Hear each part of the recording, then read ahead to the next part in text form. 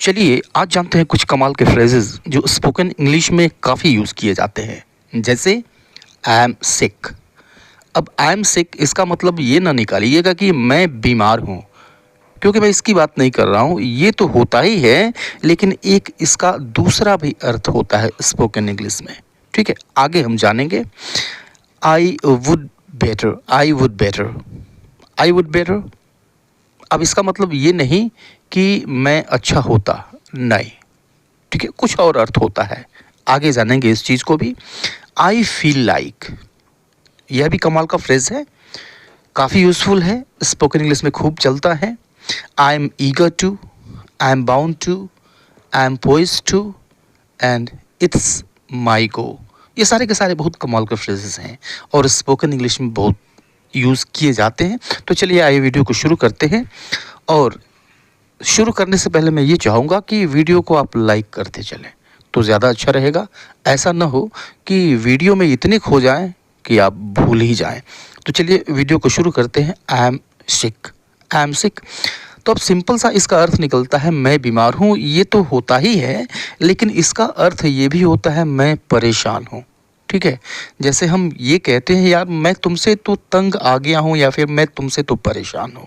ठीक, तो हिंदी में ये ऐसे भी हो सकता है, मैं तुमसे तंग आ गया हूँ, या फिर मैं तुमसे परेशान हूँ, ऐसे भी हो सकता है। तो मैं परेशान हूँ, मैं तुमसे परेशान हूँ, मैं बिजली से परेशान हूँ, मैं तुम्हारी बहानेबाजी से परेशान हूँ। राइट, तो इस तरह के सेंटेंसेस, इस तरह की बात अगर बतानी हो तो हम इस एक्सप्रेशन का यूज़ कर सकते हैं, आई एम सिक। ठीक है, अब जिससे वह परेशान है उसकी इंग्लिश ऑफ के बाद ठीक आपको जोड़ देनी है। कैसे?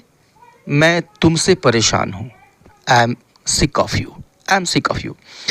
मैं बिजली से परेशान हूँ, I am sick of the electricity. बार बार आती है जाती है, मैं परेशान हूँ, मैं बिजली से परेशान हूँ, I am sick of the electricity. मैं तुम्हारी बहानेबाजी से परेशान हूँ, I am sick of your lame excuses. ठीक है, बहानेबाजी, lame excuses, I am sick of your lame excuses. ठीक है, और ये दूसरा क्या था? दूसरा था आई वुड बेटर। राइट, तो आई वुड बेटर इसका अर्थ है बेहतर होता कि मैं ये करता। राइट, बेहतर होता कि मैं ये करता। अब क्या करता, इसकी इंग्लिश हम इसके ठीक बाद रखते हैं।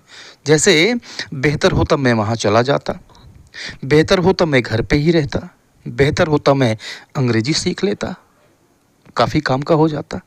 राइट, तो बेहतर होता मैं वहाँ जाता, I would better go there, I would better go there. बेहतर होता मैं वहाँ जाता, बेहतर होता मैं घर पे रहता, आई would better stay at home, I would better stay at home, या फिर आई would better be at home. ऐसे भी हो सकता है, आई would better be at home. अच्छा होता मैं घर पे रहता, बेहतर होता मैं अंग्रेजी सीख लेता, आई would better learn English, I would better learn English. ठीक है, राइट। और यह नेक्स्ट क्या है, आगे की तरफ चलिए। I feel like. अब आई फील लाइक इसका मतलब होता है मन कर रहा है, या फिर मन करता है, दिल करता है, दिल चाह रहा है, मन हो रहा है, दिल कर रहा है, या फिर दिल हो रहा है।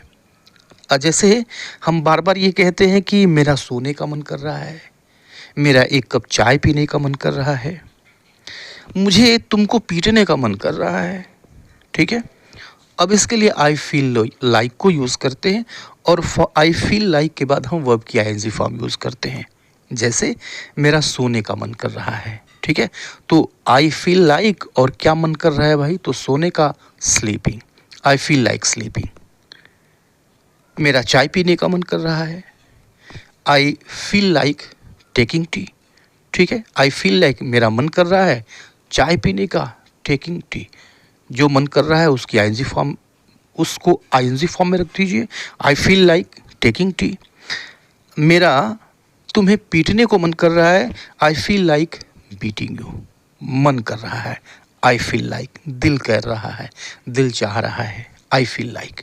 नेक्स्ट क्या है, अगला देखिए, आगे चलते हैं। I am eager to. ठीक है, I am eager to means मैं कुछ करने को उत्सुक हूँ। ठीक है, मैं कुछ करने को उत्सुक हूँ। जैसे मैं अंग्रेजी सीखने को उत्सुक हूँ, मैं उससे मिलने को उत्सुक हूँ, मैं हमेशा नए नए लोगों से मिलने के लिए उत्सुक रहता हूँ। तो दोनों हो सकता है, उत्सुक हूँ या फिर उत्सुक रहता हूँ। I am eager to. और क्या काम करने के लिए आप उत्सुक रहते हैं, इस टू के बाद उसको हम रखते हैं। जैसे देखिए, मैं अंग्रेजी सीखने को उत्सुक हूँ। I am eager to learn English. ठीक है, टू के बाद जो वर्ब होगी वो बेस फॉर्म में आएगी। एक्चुअली टू और वर्ब की यह बेस फॉर्म, ये दोनों मिलकर इन्फिनिटिव की तरह से काम करेंगे यहाँ पे। तो I am eager to learn English, मैं उससे मिलने को उत्सुक हूँ। I am eager to meet him, मैं हमेशा नए लोगों से मिलने के लिए उत्सुक रहता हूँ। I am always eager to meet new people. I am always eager to meet new people. यह जो ऑलवेज है, यह मेन वर्ब के पहले आता है, हेल्पिंग वर्ब के बाद आता है। दोनों आए, अगर हेल्पिंग वर्ब भी है, मेन वर्ब भी है, तो दोनों के बीच में यूज़ किया जाता है। ठीक है, चाहे किसी तरह का सेंटेंस हो। नेक्स्ट चलिए, नेक्स्ट क्या है? I am bound to. ठीक है, तो आई एम बाउंड टू मतलब आप अगर यह कहना चाहते हैं कि मैं ऐसा करने के लिए मजबूर हूँ, मैं ऐसा करने के लिए बाध्य हूँ, परिस्थितियाँ जो हैं कुछ ऐसी हैं कि ऐसा मुझे करना ही होगा, ऐसा मुझे करना ही है, ये सेंस देता है। ठीक है, जैसा आप कहते हैं कि यार मैं तुम्हें सस्पेंड करने के लिए बाध्य हूँ। ठीक है, इतना प्रेशर है, या फिर मैं तुम्हारी आदतों से मैं इतना परेशान हो गया हूँ कि बाध्य हूँ मैं तुम्हें सस्पेंड करने के लिए, मैं वहाँ जाने के लिए बाध्य हूँ, मुझे यह काम आज ही करना है, आज ही पूरा करना है, या फिर मुझे मैं यह काम आज ही करने के लिए बाध्य हूँ। ठीक है, ये मेरी मजबूरी है, बाध्यता है। ठीक है, तो हिंदी में भी कहने के तरीके अलग अलग हो सकते हैं, लेकिन जो काम होगा, जो सेंस निकलेगा यहाँ पे, वह सेंस एक ही होगा। आप सेंस लीजिएगा, बाध्यता का सेंस देता है, मजबूरी का सेंस देता है। जैसे कोई चीज़ फिक्स है, ठीक है, और वह होना ही है, इस तरह का सेंस देता है।